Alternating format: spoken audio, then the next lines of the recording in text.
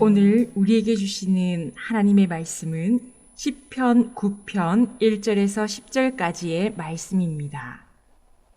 제가 가지고 있는 성경으로 구약 809쪽입니다. 시편 9편 1절에서 10절까지의 말씀을 봉독하겠습니다.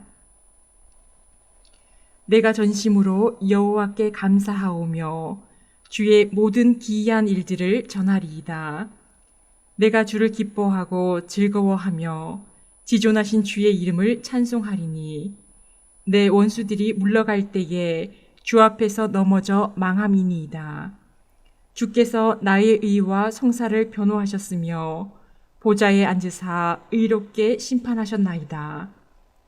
이방 나라들을 책망하시고 악의를 멸하시며 그들의 이름을 영원히 지우셨나이다. 원수가 끊어져 영원히 멸망하였사오니 주께서 무너뜨린 성읍들을 기억할 수 없나이다. 여호와께서 영원히 앉으시며 심판을 위하여 보좌를 준비하셨도다. 공의로 세계를 심판하시며 정직으로 만민에게 판결을 내리시리로다. 여호와는 압제를 당하는 자의 요새이시요 환난 때의 요새이시로다. 여호와여, 주의 이름을 아는 자는 주를 의지하오리니 이는 주를 찾는 자들을 버리지 아니하심이니이다. 아멘. 오늘 우리에게 주시는 하나님의 말씀의 제목은 전심으로 여호와께 감사하자라는 제목으로 말씀을 나누겠습니다.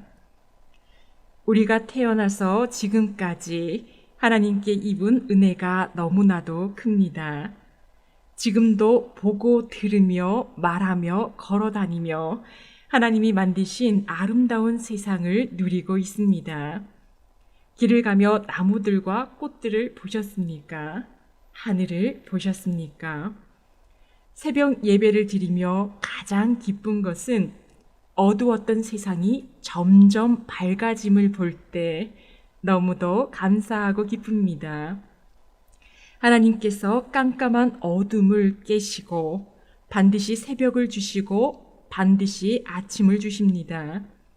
새벽 예배를 드리며 기도하면서 우리의 어두운 문제들이, 어려운 형편들이 하나님의 은혜로 반드시 점점 밝아진다고, 반드시 좋아질 거라고, 반드시 해결될 거라고 하나님께서 약속해 주시는 것 같습니다. 새벽 예배, 새벽 기도회를 통해서 이 은혜를 누리시기를 바랍니다. 오늘 시편 9편의 시는 다윗의 감사가 가득한 시입니다. 사실 시편 9편의 시는 시편의 시와 하나의 시편입니다. 히브리어 성경과 히브리어 성경을 헬라어로 번역한 72역 성경, 그리고 72역 성경을 라틴어로 번역한 불가타 성경, 모두 9편과 10편이 둘로 나누어져 있지 않고 하나로 되어 있습니다. 시편 9편에는 표제어가 있지만 10편에는 표제어가 없지요. 원래 하나의 시였기 때문입니다. 그리고 시편 9편과 10편은 알파벳 시편, 그리고 닭간체 시편이라고 합니다. 시편 150편 안에서 알파벳 시편이 8편 있습니다. 시편 9편과 10편이 8개의 알파벳 시편 가운데 첫 번째 시편입니다. 우리가 잘 알고 있는 시편 119편이 히브리어 알파벳 순서로 완전하게 시가 쓰여져 있지요. 시편 119편은 176절로 되어 있습니다. 히브리어 알파벳 22개가 8절씩 나누어져서 시가 시작될 때 차례대로 알파벳이 들어가 있습니다. 알렙, 벳, 기멜, 달렛, 해, 밥, 자인, A, B, C, D, E, F처럼 시가 시작될 때 첫 글자에 들어가 있습니다. 시편 9편과 10편은 아주 완벽하지는 않지만 답관체 알파벳 순서로 쓰여진 시입니다. 이렇게 알파벳 순서로 시를 쓰는 것은 이 시를 더 잘 암기하려고, 더 잘 기억하려고, 더 잘 가르치기 위해서입니다. 시편 9편과 10편이 하나의 시편인데 두 편으로 나누어진 것은 후대에 나누어지게 되었지요. 시편 9편은 하나님께 대한 감사시이고 시편 10편은 하나님께 탄원하는 시입니다. 하나의 시인데 주제가 다릅니다. 그래서 후대에 두 편의 시로 나누어졌습니다. 9편의 표제어, 1절 위에 표제어를 보시면 다윗의 시, 인도자를 따라 무라벤에 맞춘 노래라고 되어 있습니다. 무라벤에서 벤의 뜻은 아들이라는 뜻입니다. 무랍은 죽음이라는 뜻이지요. 우리말 성경에는 9편의 표제어로 다윗의 시, 지휘자를 따라 아들의 죽음이라는 곡조에 맞춰 부른 노래라고 되어 있습니다. 어떤 이유에서인지는 몰라도 다윗이 쓴 시를 아들의 죽음이라는 곡조에 맞춰서 불렀다고 되어 있습니다. 표제어는 슬픈 듯하나 시편 9편의 시는 다윗이 전심으로 여호와께 감사를 드리는 시입니다. 오늘의 말씀 시편 9편 1절과 2절 말씀을 보시면 내가 전심으로 여호와께 감사하오며 주의 모든 기이한 일들을 전하리이다. 내가 주를 기뻐하고 즐거워하며 지존하신 주의 이름을 찬송하리니. 아멘. 다윗이 여호와께 전심으로 감사하며 기뻐하고 즐거워합니다. 그래서 다윗은 하나님의 기이한 일들을 전하고 주의 이름을 찬송하겠다고 합니다. 다윗이 전심으로 여호와께 감사하며 기뻐하는 이유를 3절부터 오늘의 마지막 절인 10절까지에서 4가지로 열거하고 있습니다. 다윗이 전심으로 여호와께 감사하며 기뻐하는 이유, 첫 번째는 3절과 4절에서 내 원수들이 물러갈 때에 주 앞에서 넘어져 망함이니이다. 주께서 나의 의와 송사를 변호하셨으며 보좌에 앉으사 의롭게 심판하셨나이다. 아멘. 원수들이 주 앞에서 넘어져 망했다고 합니다. 그리고 하나님께서 원수들 앞에서 다윗을 변호하셨습니다. 의로운 재판장 되시는 하나님께서 내 원수들 앞에서 내 편이 되어주시고 나를 변호하여 주시니 얼마나 감사합니까? 다윗이 전심으로 여호와께 감사드리는 첫 번째 이유는 나를 변호하시는 하나님 되시기 때문입니다. 사무실 제 책상 앞에 보면 예수님께서 잘하고 있어 엄지손가락을 치켜들어 주시는 그림의 스티커가 붙어 있습니다. 세상 사람들이 뭐라 해도 나는 네 편이다, 잘하고 있다 격려해 주시는 것 같습니다. 저는 생각하지요. 그래, 주님께서 옳다고 하시면 그 길로 가는 거다. 주님이 내 편이 되어 주시니 어떤 부정적인 말과 어려운 일에도 흔들리지 말고 오직 주님의 뜻을 표대로 집중하며 나아가자 다짐합니다. 하나님께서 우리의 편이 되어 주시니 얼마나 감사합니까? 세상 사람들은 너는 아니다 라고 말하지만 하나님은 내가 함께 하겠다, 내가 직접 너를 변호하겠다 하십니다.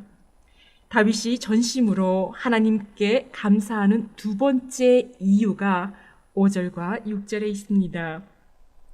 5절, 6절 말씀을 보시면 이방 나라들을 책망하시고 악인을 멸하시며 그들의 이름을 영원히 지우셨나이다. 원수가 끊어져 영원히 멸망하였사오니 주께서 무너뜨린 성읍들을 기억할 수 없나이다. 아멘. 하나님께서 악인을 멸하십니다. 그들의 이름을 영원히 지우셨다고 하지요. 무서운 말씀입니다. 생명책에 우리의 이름이 있어야지요. 그런데 생명책에 악인의 이름을 영원히 지우십니다. 악인과 원수의 이름을 지우신다는 말씀은 도리어 그들이 불쌍하게 여겨질 정도입니다. 하나님은 전지전능하신 분이시지요. 악인의 이름을 하나님의 생명책에서 지우시는 분이십니다. 시인이 전심으로 하나님께 감사하는 두 번째 이유는 하나님께서 우리의 이름을 생명책에 기록하여 주시기 때문입니다. 세 번째로 전심으로 여호와께 감사하는 이유는 7절과 8절 말씀에 있습니다. 여호와께서 영원히 앉으시며 심판을 위하여 보좌를 준비하셨도다. 공의로 세계를 심판하시며 정직으로 만민에게 판결을 내리시리로다. 아멘. 하나님은 심판장이십니다. 재판장이십니다. 공의와 정직으로 판결을 내리십니다. 시편 말씀 가운데 그리고 성경 말씀 가운데 왜 악인이 잘 됩니까? 죽을 때까지도 평안히 죽습니다. 하나님께 따지는 내용들이 있습니다. 과연 악인의 마지막이 잘 되고 평안할까요? 하나님의 큰 벌 가운데 하나는 죄 가운데 내버려 두는 것입니다. 돌이킬 기회 없이 죄 가운데 있다가 하나님께 심판받는 것입니다. 생명책에 이름이 없는 것이지요. 세 번째로 전심으로 여호와께 감사하는 이유는 하나님이 심판을 위하여 보좌를 준비하시는 것입니다. 공의와 정직으로 재판하시는 하나님이시지요. 모든 주권이 하나님께 있습니다. 네 번째, 전심으로 여호와께 감사하는 이유를 9절과 10절 말씀에서 찾아보겠습니다. 여호와는 압제를 당하는 자의 요새이시요 환난 때의 요새이시로다. 여호와여, 주의 이름을 아는 자는 주를 의지하오리니 이는 주를 찾는 자들을 버리지 아니하심이니이다. 아멘. 네 번째, 전심으로 여호와께 감사하는 이유는 여호와 하나님께서 압제를 당하는 자의 요새이시기 때문입니다. 우리말 성경에는 요새를 피난처로 기록하고 있습니다. 하나님께서 우리가 어려울 때 피난처 되십니다. 우리 인생에 폭풍우가 몰아칠 때 피난처가 없다면 우리는 어떻게 될까요?